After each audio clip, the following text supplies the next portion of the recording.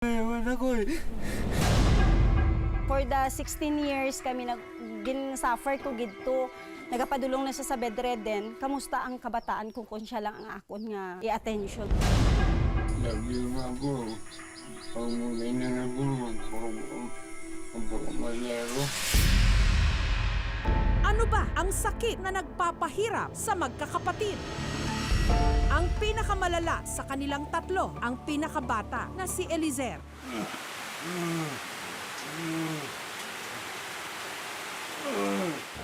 Taong 2015 daw nung nakaramdam siya ng kakaibang pananakit ng katawan. Umpisahan din ng kanyang karamdaman. Parang trangkaso. Tapos parang may nagsasagabal daw dito sa lalamunan. Sabi, baka yung tonsil. Matapos operahan sa tonsil, unti-unting bumagsak ang kanyang kalusugan. Hindi na maigalaw ang mga kamay at paa at lagi na lang nakatingala. Inaalalayan siya ng kanyang tatay Isaias. Kamera. Yung ulo niya pag walang gamot, parang hindi mo kaya ikan. Matigas na matigas talaga.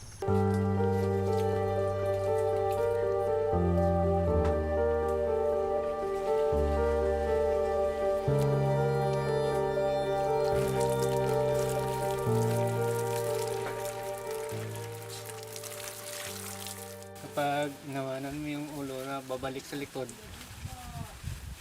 kaya hindi pwede na walang kasama maligo.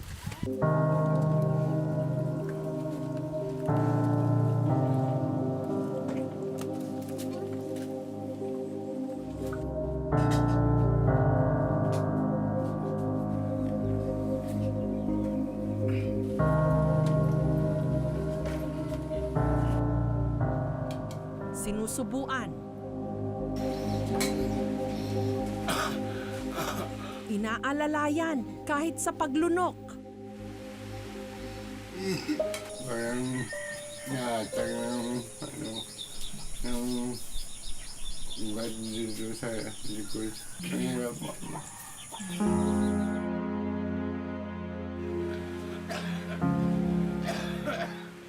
Hindi siya ang mawalagay na puno na ako eh.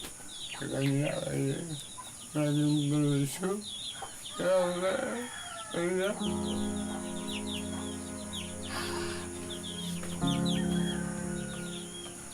Nakatakda na raw sanang ikasal si Eliezer sa kanyang nobya. Nagpasya siyang makipaghiwalay. buti nga ako sa ganito sitwasyon. Walang isawal mo ka. Ito mga kuya na ito. Mahal mo siya wala. Kaya ganito na. Hindi ko pa rin. Alam mo naman ako. Hindi na ako wala.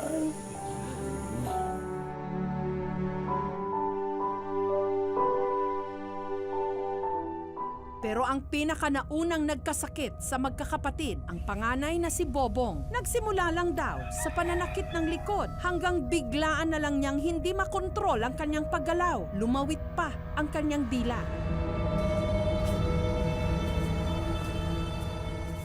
Pa namin noon, baka yung pasmo lang ba? Kung minsan, pagod na ang katawan, kuwan pa, hugas na sa tubig. At dahil hindi na makapagsalita, pa-text-text na lang siya sa cellphone para makipag-usap. Tingin ko po sa Diyos na sana po gumali ako dahil pakinggan po ako na salita ng Diyos sa buhay. Sabi niya po dahil sa kanyang sugat ako ay gagaling, hindi ang Diyos mismo ang nagsabi pangako niya. Trials lang po yan kasi dati laban na lang kasi ganyan na po nangyari sa papa ko. Pero sa akin di ko po nahihiya na sabihin na ganyan ng papa ko. Hiwalay na sa asawa si Bobong. Iniwan siya ng kanyang misis mula nung siya'y nagkasakit. Since my family day, umiyak talaga kami kasi yung iba kompleto, tapos masaya sila. Ako, kahit isang Kinuha namin ang panig ng dating misis ni Bobong. Kay man siya sang akon dati ma'am nga nagaupod kami kay gagmay pa ang mga bata namon kaya ko pa siya pero samtang nagadugay naga-worse ang iyang ginabatsyag kag may tan na gid siya nga irritably. For the 16 years kami suffer ko gidto nagapadulong na siya sa bedridden. Kamusta ang kabataan kung siya lang ang akon nga i-attention sa tanan niya oras. Daw masakit man na sa iya nga makita niya pa ako nga amo sina ma'am pero ginisip ko abi gikambyo ko siya for the 6 sa mga kabataan. Ang nangyari kay Bobong, katulad ng nangyari kay Marlon. Biglaan din daw itong nakaramdam ng panginginig. Katulad ng kanyang kuya Bobong, hiniwalayan din siya ng kanyang misis dahil din sa kanyang sakit. Sabag yun. Ilang taon, hindi na pagkanabangan daw. Iniwan pa ka na sa ako, kinuha mo na yung anak ko eh. Dito sana yung isa. Dito sana yun. Tapos kinuha nila. Lagi nga po. Pag mo ganyan na po, magpakamalero. Gawin dumi. Sila na dito. Sa kabila ng kanilang kondisyon, pinipilit pa rin ni na Marlon at Bobong na maging padre de pamilya. Si Bobong tumutulong sa paglalaba at sa pag-aalaga ng kanyang anak. Kahit hirap, nagtatrabaho sa bukid.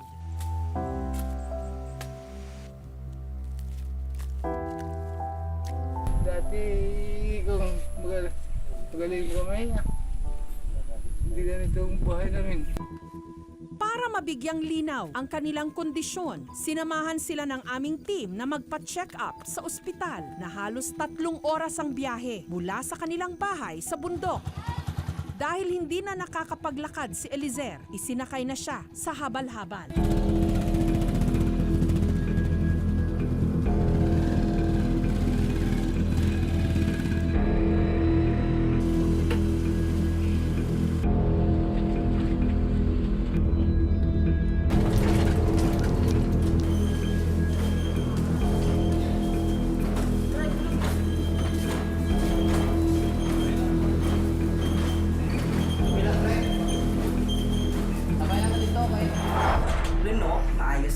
Ayon sa neurologist, ang magkakapatid na Labrador may X-linked dystonia Parkinsonism, sakit na kadalasang nakikita sa mga kalalakihan sa Panay Island. Kahit na nandito kayo sa Mindanao, since meron kayong kadugo na nanggaling specifically yung nanay nila sa Capiz, doon marami ho talaga. Merong dystonia part and merong Parkinsonism part. Yung dystonia part, yun yung involuntary movement nung paa or ng buong katawan na pwede silang mag-assume ng abnormal posture. Unfortunately, wala siyang cure. The best that we can do is supportive care. Bilang tulong sa magkakapatid, binigyan sila ng aming programa ng mga gamit na makatutulong magpagaan ng kanilang mga nararamdaman.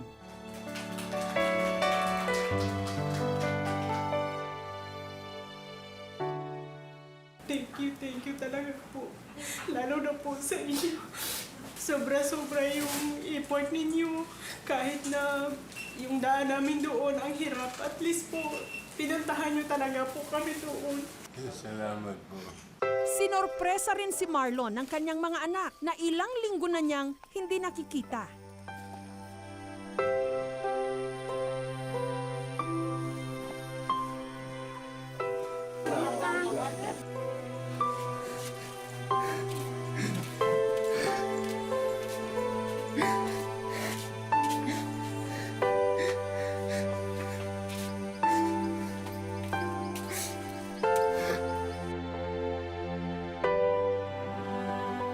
Mahirap makita kung paanong ang isang minamahal unti-unting ginugupo ng karamdaman. Pero sa ganitong mga pagsubok, mapapatunayan ang lalim ng pananampalataya at pagmamahal.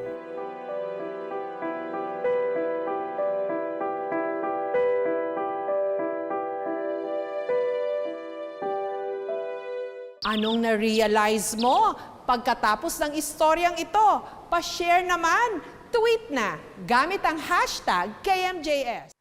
Thank you for watching, mga kapuso. Kung nagustuhan niyo po ang videong ito, subscribe na sa GMA Public Affairs YouTube channel.